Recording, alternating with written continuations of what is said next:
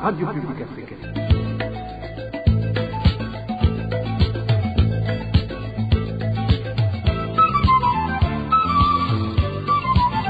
Radio Publique Africaine.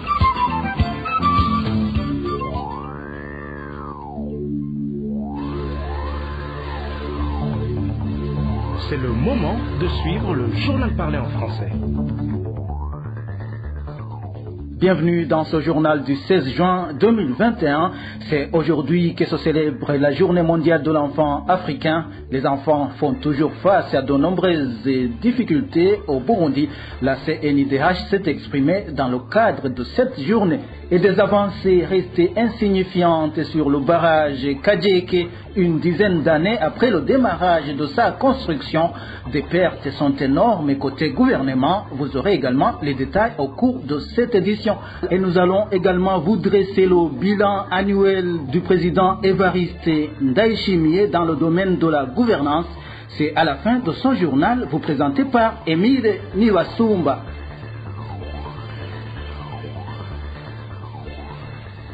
Bienvenue encore une fois, chers auditeurs. Au chapitre sécurité, 2 hommes ont été retrouvés morts sur la colline Ezone Rubona, commune Mugina, province Cibitoke. Les victimes étaient des orpailleurs. Leurs corps ont été découverts sur le lieu de travail. Selon nos sources de cette commune, les mobiles et les auteurs de ces assassinats restent jusque-là inconnus. La sécurité a également été perturbée dans la province Kayanza où une personne a été tuée par machette la nuit dernière sur la colline Rukago, commune Gahombo. La victime répondait au nom de Fabien Chichahayo et était infirmier au centre de santé de Tcheyeredi de la commune Gahombo. Les témoignages recueillis sur place indiquent qu'il revenait de la banque avec une certaine somme d'argent. Lui et ses 2 compagnons, à savoir le chauffeur d'une moto à bord de laquelle il était, ainsi qu'un militaire, se serait alors fait attaquer par des malfaiteurs. Mais les 2 n'ont pas été inquiétés. Ils ont été interpellés par la police pour des raisons d'enquête. Retour à Cibitoke à présent pour parler cette fois de cette famille de la zone Gasenyi en commune Kaburanwa qui alerte pour le leur qui est introuvable depuis plus d'une semaine. Membre des Imbonerakure, Ligue des jeunes du parti au pouvoir, le CNDD-FDD, ce dernier a été enlevé 2 jours après avoir recouvré sa liberté obtenue par grâce présidentielle. Les détails avec Eloge Kwizera. La victime s'appelle Sese Singirangabo, est originaire de la colline Kaburantwa, membre de la milice Imbonerakure. Il avait été libéré le 6 juillet courant par grâce présidentielle. Les informations en provenance de cette localité indiquent que d'il 2 jours, tous ces mouvements étaient surveillés par un groupe d'Imbonerakure de la place, soupçonnés de l'avoir enlevé. C'était le 8 juin vers 18h quand la victime a quitté son domicile. Il craignait pour sa vie après avoir constaté qu'il était objet d'une filature. Il a alors longé la 5e avenue à vélo et est tombé dans une embuscade lui tendue par les nommés Rodrigue et Bakenga, des Imbonerakure de la place qui avaient embauché des guetteurs. Il s'est débattu comme il pouvait, comme en témoignent les marques sur le visage du nommé Bakenga. Pour le moment, la famille de la victime craint que l'olère n'ait déjà été tué. Une appréhension fondée sur le fait que l'administration leur a remis les habits que portait la victime le jour de son enlèvement. Ses effets, à savoir un téléphone portable, une somme de 3700 francs, sa culotte ainsi que ses babouches ont été remis ce mercredi à la famille par le chef de colline qui les a conduits jusqu'à la rivière Rusizi pour les récupérer. Sese Singirangabo avait été arrêté en République démocratique du Congo où il avait été envoyé en mission en tant qu'Imbonerakure. Nos sources font savoir qu'il a passé 3 mois dans une prison de la place avant d'être conduit à la prison centrale de Mimba où il passera 4 ans, un transfert assuré à l'époque par Joseph Mathias Nyonzima, surnommé Kazung, agent du service national de renseignement burundais. Dans un instant, l'on va aller sur le barrage Kajeke. RPI. Je vous le disais dans les titres, 10 ans après le lancement des travaux de construction du barrage Kajeke en province de Bubanza, aucune avancée significative n'est enregistrée. Les pertes du gouvernement sont énormes, des pertes causées par les services du même gouvernement qui ont mal attribué le marché d'études de ce projet. Onésime Dushimagidze.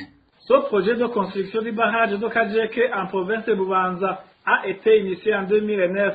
Depuis lors jusqu'à présent, il n'y a pas d'avancée significative de travaux. Les principales causes de ce dysfonctionnement, selon notre source au sein du ministère de l'Agriculture et de l'Élevage, seraient les irrégularités qui ont caractérisé la procédure des marchés publics. Au lieu de faire un dossier d'appel d'offres pour les bureaux d'études du dit projet, la ministre de l'Agriculture et de l'Élevage d'alors, Odette Kaitesi, a confié cette étude à un ingénieur agronome Binoda Gapi Gabra pour des raisons de corruption. Selon toujours notre source au sein du ministère de l'Agriculture et de l'Élevage, ce départ a abouti au faux résultat. La ministre Odette Kaitesi, n'ayant pas voulu travailler avec le bureau d'études spécialisé dans les barrages hydro-agricoles, a créé des mésententes entre les ingénieurs en construction de nationalité tunisienne qui ont gagné le marché de construction de ce barrage et l'ingénieur agronome Agapi Gabra qui a fait l'étude de ce projet. Ce dernier avait estimé un budget de 5 milliards 800 millions de francs burundais au moment où les ingénieurs en construction ont évalué à leur tour un budget de 60 milliards pour l'exécution de ce projet. Au moment où le président de la République, Évariste Ndayishimiye, a dernièrement exigé une enquête approfondie pour que tous les responsables de ce dysfonctionnement soient traduits en justice, notre source au sein du ministère de l'Agriculture et de l'Élevage suggère que cette enquête commence d'abord au sein du ministère. Le système de gouvernance est également mis en question sur cette affaire de la compagnie de gérance du coton, Cogerco en sigle, qui vient de passer près d'un an sans verser ni les indemnités de sécurité sociale à l'INSS, ni les cotisations au sein de la mutuelle pour son personnel. Les employés de cette entreprise publique, plus particulièrement les retraités, font savoir que cette situation entrave leur accès aux soins de santé et aux médicaments. Dani Claire, Iratkoumva pour plus de détails. Depuis le mois d'août de l'an dernier, la Cogerco n'a pas versé les cotisations patronales à l'Institut national de sécurité sociale INSS. Pour la catégorie des retraités, les indemnités du dernier trimestre de l'année 2020 n'ont pas été couvertes par l'entreprise. L'un d'entre eux s'est adressé à la RPA. La Cogerco n'a pas encore payé les cotisations depuis le mois d'août. Cela veut dire que les cotisations de septembre à décembre 2020 pour les retraités n'ont pas été couvertes. Pour les employés toujours en service, ils viennent de passer 2 trimestres et ils en totaliseront 3 à la fin de ce mois de juin. Pour ces anciens employés de la Cogerco, cette situation engendre des difficultés à bénéficier des soins de santé et à obtenir les remèdes prescrits par les médecins. Ils expliquent que, dans ce cas, l'INSS a du mal à déterminer la cotisation qu'elle doit verser à la mutuelle pour ses pensionnés et ainsi compléter leur dossier. Si un employé commence sa retraite, il utilise normalement la carte mutuelle qu'il reçoit de la part de l'INSS. Dans ce cas, si les charges de sécurité sociale ne sont pas payées par l'entreprise, le retraité ne peut pas se faire soigner faute de carte mutuelle. À titre d'information, les retraités de 2019 et de 2020 n'ont pas non plus perçu leurs indemnités de fin de carrière. De plus, la Cogerco ne s'est pas acquittée des cotisations à la Société d'assurance du Burundi, Sokabu, et à la mutuelle pour son personnel depuis 10 mois. La RPA a encore une fois contacté Gustave Madjambele, le directeur général de la Cogerco, mais il n'a pas décroché son téléphone. Dans notre édition intérieure, nous vous parlerons du non-respect du contrat qui lie cette entreprise à la Rafina, un manquement qui est un des facteurs à l'origine des problèmes économiques que connaît la Cogerco. La gouvernance, c'est également cette vente des médicaments périmés qui s'observe dans plusieurs pharmacies des communes Gihanga et Manda. Nous sommes dans la province Bubanza. La population craint des éventuelles conséquences sur la santé. Pourtant, l'année dernière, le ministre de la Santé avait ordonné la fermeture de la plupart de ces pharmacies. Dans quelques poussières de secondes, nous parlons de la Journée mondiale de l'enfant africain. RPA. Le 16 juin de chaque année, le monde entier célèbre la journée de l'enfant africain. Cette journée commémore les massacres des enfants de Soweto de 1976 par le régime de l'apartheid en Afrique du Sud. Les coalitions de l'action mondiale contre la pauvreté ont choisi cette occasion pour en faire la journée africaine du bandeau blanc et pour faire une demande régionale auprès des dirigeants des pays concernés afin qu'ils agissent immédiatement pour éradiquer la pauvreté extrême. Au Burundi, la Commission nationale indépendante des droits de l'homme, CNIDH, affirme que les difficultés auxquelles font face les enfants persistent. Sur ce même dossier, des enfants dans les quartiers périphériques de Bujumbura ont fait état d'un grand nombre d'enfants qui naissent des parents non conjoints. Ce sont ces enfants qui, pour la majorité, rencontrent le problème de paternité et d'autres problèmes corollaires. Le point avec Marie-Ange Irakoze. Elles sont nombreuses, les filles et les femmes qui quittent le milieu rural pour s'installer à Bujumbura. Les quartiers périphériques sont les plus stratégiques pour ces femmes. La vie est plus ou moins abordable au reste des quartiers de la capitale économique. Mais là aussi, il faut être actif. Ces filles et femmes s'activent alors dans la prostitution et se font souvent tromper par des hommes qui généralement ont des familles et se résolent donc à être des concubines. Les grossesses sont entre autres le prix à payer. À la quête d'une vie meilleure, elles tombent dans des pièges d'hommes natifs de la localité ou migrants. Ces femmes se font engrosser. Une fois enceintes, nombreuses sont abandonnées. Généralement, comme ce sont des hommes qui ont des familles, ils finissent par abandonner ces concubines. Ces dernières se retrouvent alors avec le lourd fardeau d'élever sur les enfants. Ils ont les défis de subvenir à leurs besoins. De tels cas sont fréquents et s'accroissent avec l'agrandissement de la ville. Ce sont ces enfants qui paient alors le grand prix. Pour certains, leur père les récupère et les ramène en famille. Mais le grand problème est la cohabitation avec leur belle-mère. Ces dernières ne les traitent pas comme leurs propres enfants et les privent de tous les soins nécessaires, habits, nourriture et j'en passe. Pour la plupart des fois, tous les enfants sont écartés lors du partage de l'héritage. Il y en a même qui ne connaissent pas leur père et de surcroît n'auront jamais droit à l'héritage.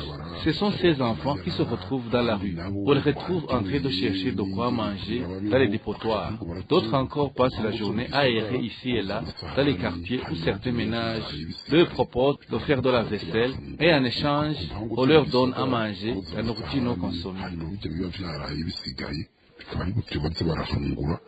Des sources concordantes dans des tribunaux de résidence à mairie de Bujumbura confirment que des cas des enfants qui réclament la paternité sont parmi les conflits que ces tribunaux traitent couramment. Côté des défenseurs des droits des enfants, l'on indique que des enfants à père inconnu font face pour la plupart des fois au problème d'enregistrement à l'état civil.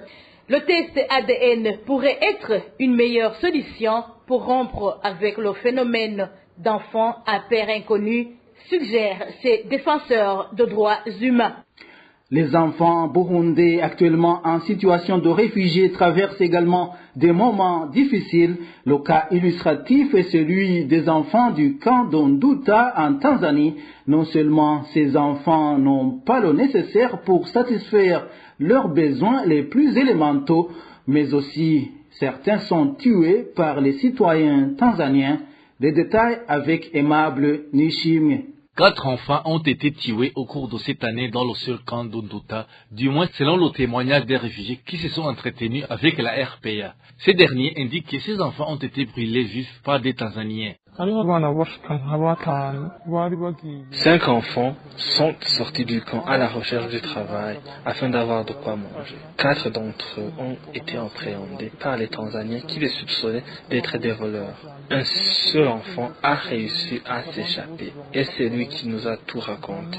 Il a dit que ses 4 camarades ont été brûlés par les Tanzaniens. Ces derniers ont utilisé de la poudre et des allumettes. Cet enfant rescapé dit avoir entendu un des enfants crier très fort. Nous pensons alors qu'ils sont tous morts car personne ne les a plus revus. De plus, ces réfugiés indiquent que ces enfants ne reçoivent pas une alimentation appropriée pour leur croissance. Ces parents indiquent que même l'assistance alimentaire qu'ils recevaient pour les enfants en bas âge a été suspendue. Ça fait au moins 4 mois que nos enfants ne bénéficient plus de la bouillie. Même les enfants de 2 ans ne reçoivent plus cette assistance, alors qu'avant, même les adultes en bénéficiaient. Dans le secteur éducatif, les réfugiés du camp d'Onduta font savoir que la situation ne cesse de se dégrader. Les salles de classe sont dépourvues de bons pupitres. Même les toitures des pentes sont en lambeaux car elles datent de longtemps. Ces réfugiés demandent au HCR et aux défenseurs des droits des enfants de leur venir en aide afin que leurs enfants puissent jouir et aussi des mêmes droits que les autres enfants du monde entier. Mais malgré tous ces malheurs auxquels ces Burundais réfugiés au camp d'Onduta doivent faire quotidiennement face, ils ont célébré la journée mondiale de l'enfant africain sous le thème « L'éducation et la santé sont des droits de tout enfant. Protégeons-les contre toute forme de violence pour son bien-être et son avenir. » Vous saurez que 55% des Burundais réfugiés en Tanzanie sont des enfants. Page société sans transition, il y a des grognes des usagers des bus de transport en commun en mairie de Bujumbura en état défectueux. Ils tombent souvent en panne et en cours de route, ou encore les sièges déchirent leurs habits ou blessent les passagers. Les détails avec Elvis Nyomungere. La plupart des véhicules qui font le transport en commun des différents quartiers de la mairie de Bujumbura sont amputés et temps. Certains passagers disent qu'habituellement, les sièges de service déchirent souvent les habits et les blessent parfois, comme en témoigne cet habitat qui a vécu cette situation.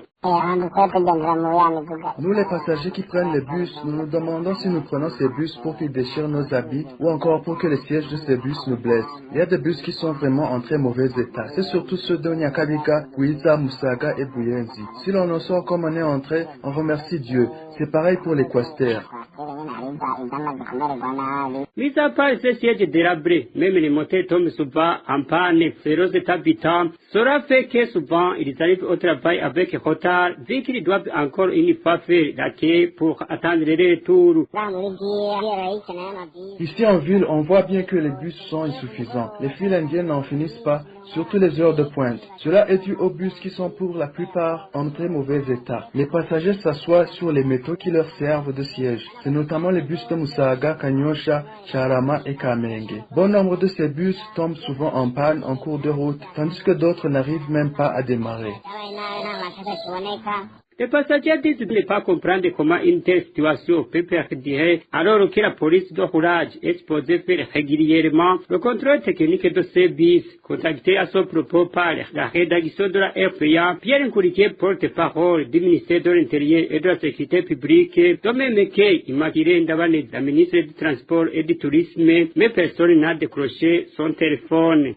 Toujours en page société, 15 jours après l'ouverture officielle de la frontière burundo-congolaise au niveau de Gatumba, il s'observe toujours peu de mouvements de personnes, un constat qui s'explique par le peu de personnes qui arrivent au marché de Chesillon où est situé le parking des bus assurant la liaison entre les deux pays. Les clients expliquent que cela est dû au fait que les frais demandés à l'entrée au Burundi pour le test de Covid-19 sont élevés. Plus de détails avec Eric Nyonzima. Les voyageurs qui empruntent la route Bujumbura-Gatumba-Uvira font savoir que le trafic est encore très timide. Selon l'un d'entre eux qui travaille dans le transport et qui preste sur le parking de chez Sioni, ils ont du mal à trouver des clients car ces derniers viennent en compte-gouttes. Celui-ci s'est entretenu avec la RPA, ce témoignage. Les véhicules en provenance de la République démocratique du Congo sont peu nombreux. Cela est dû au fait que les voyageurs se comptent sur les doigts de la main. Avant, au moins 50 véhicules traversaient journalièrement la frontière et faisaient des fois des allers-retours. Mais aujourd'hui, les agences de voyage ne travaillent presque plus. Selon toujours la même source, même le pédovéhicule qui continue à faire ce trajet est en grande partie constitué de camions qui font le commerce transfrontalier. Les freins de dépistage au coronavirus, sujet très élevé inséré à l'origine. Entre 5 et 10 camions par jour, c'est trop peu. Seuls les gens qui se sont condamnés à traverser la frontière pour une telle ou telle autre urgence font le voyage. Tout ça parce qu'ils doivent payer à peu près 100 000 francs burundais. C'est trop d'argent, surtout que la plupart des commerçants ne disposent que de seulement $100 de capital. Pour rappel, toutes les frontières avaient été fermées le 11 janvier et cette Gatumba a été couverte que le 1er juin courant. Le ministère de la Santé publique et de la lutte contre le sida organise dès ce mercredi 16 juin jusqu'au vendredi 18 juin une semaine santé mère-enfant, a annoncé ce mardi le secrétaire permanent de ce ministère lors de l'atelier média. Onesphore Nzigirabagia fait savoir que les enfants de 6 mois jusqu'à 5 ans recevront la vitamine A pour les protéger contre la cécité. Quant aux enfants de 14 ans et plus, de même que les femmes enceintes à partir de 3 mois, ils auront des médicaments pour le déparasitage. Lors de cette rencontre avec les médias, Onesphore Nzigirabagia a précisé que la semaine santé mère-enfant 2021 sera couplée à la 11e semaine africaine. Dans le cadre des préparatifs de cette semaine, le ministère de la Santé publique et de la lutte contre le sida a demandé aux différents responsables territoriaux et aux médecins directeurs des provinces sanitaires de s'impliquer pour la réussite de cette semaine de la santé mère-enfant. Avant d'aborder la seconde partie de ce journal, faisons ce rectificatif. Cher Rachid Ndikoumana de la mosquée de Wuterere, croupi toujours dans l'un des cachots des services secrets burundais en mairie de Bujumbura, il n'a donc pas été relâché comme nous vous l'avions indiqué dans notre édition de lundi. Cher Rachid Ndikoumana a été arrêté mardi de la semaine dernière pour avoir offensé le ministre de l'Intérieur, Gervais Ndirakobucha. Une courte pause et nous abordons la seconde partie et la dernière de ce journal. Dans nos séries de reportages sur le bilan des réalisations faites par le régime d'Évariste Ndayishimiye, aujourd'hui c'est le tour des réalisations en matière de la bonne gouvernance. La suppression de certaines institutions en charge de la bonne gouvernance ainsi que des décisions controversées du gouvernement ont caractérisé le régime d'Évariste Ndayishimiye au cours de cette première année de pouvoir qui a démarré le 18 juin 2020. Éloge Divin Remecha nous en dit plus. La suppression du ministère en charge de la bonne gouvernance a été parmi les premiers actes posés par le président Évariste Ndayishimiye à son arrivée au pouvoir. Une suppression qui sera suivie par une autre qui concernait les instances chargées de lutter contre la corruption et les malversations économiques, en l'occurrence la Cour et la Brigade anticorruption. Cette suppression a d'abord été annoncée par le Conseil des ministres qui s'est tenu en date du 10 décembre dernier. Cette annonce sera entérinée par un projet de loi relatif qui a été adopté par l'Assemblée nationale en date du 29 avril 2021. Selon cette décision de l'exécutif et du législatif, les dossiers judiciaires qui étaient suivis par les instances judiciaires vont à partir de leur suppression être traités par les parquets et les cours d'appel. Dans le secteur de la bonne gouvernance, des propos de certains hauts dignitaires du pays sur l'état financier et la gestion des entreprises étatiques ont étonné plus d'un. C'est par exemple les propos d'Évariste Ndayishimiye tenus à l'encontre de l'entreprise étatique Regideso. Le numéro 1 burundais a déclaré au cours d'une conférence publique du 30 décembre 2020 que les employés et les différents responsables qui se sont succédés à la tête de la Regideso ont poussé à la faillite la dite entreprise. Des accusations qui étaient en contradiction avec les propos du directeur général de la Régie des eaux, Simeon Abonimana, qui a annoncé plutôt que les économies de la Régie des eaux étaient stables en se basant sur les sommes se trouvant dans les caisses de l'entreprise et les dettes que le gouvernement devait à la Régie des eaux. L'autre fait marquant la première année de présidence d'Évariste Ndayishimiye en matière de bonne gouvernance a été la mise en application d'un projet de fusion de deux sociétés étatiques œuvrant dans le transport aérien, à savoir la Sobgea et l'Air Burundi. Un projet dont l'objectif était la mise en place d'une seule société dénommée Burundi Airlines. Ce projet a jusqu'à sa mise en application suscité des contradictions de certains. On citera par exemple des inquiétudes soulevées par les employés de la SOBGEA qui disaient que leur société allait perdre avec l'avènement de cette fusion. Pour les employés de la SOBGEA, cette fusion n'était autre qu'une alliance contre nature car la compagnie Air Burundi ne fonctionnait plus. La suspension de tous les comptables communaux dans cette fonction de comptable, décidée en date du 9 avril dernier par le ministre de l'Intérieur, Gervais Ndirakobucha, marquera aussi les premiers 12 mois du gouvernement d'Evariste Ndayishimiye. Le ministre de l'Intérieur a annoncé que la prise de cette décision a été motivée par des vols opérés par ces comptables communaux et découverts au cours du mois de mars, baptisé mois témoin. Même si ces anciens comptables pressent dans d'autres fonctions au niveau des communes, cette décision n'a pas été bien accueillie par certains Burundais qui l'ont qualifiée d'autoritaire. Et ces derniers d'expliquer que même s'il y aurait eu ce constat de vol de l'argent destiné aux caisses de l'État, il fallait des enquêtes minutieuses pour découvrir les vrais coupables parmi les comptables communaux. Toujours sur les décisions prises par les institutions du pays, il y a également la décision de démolir toutes les constructions anarchiques dans différentes villes du pays. Cette décision prise par le ministère de l'Intérieur et qui est toujours en cours n'a pas été appréciée au même titre par la population de différentes localités qui indiquent qu'elle est partiale car certaines constructions anarchiques appartenant aux membres du CNDD, FTD et à certaines autorités ne sont pas touchées. Voilà, c'est par ici que nous mettons un point final au journal de la RPA du 16 juin 2021. Merci à l'équipe rédactionnelle et à l'équipe technique. Merci également à vous tous qui nous avez suivis.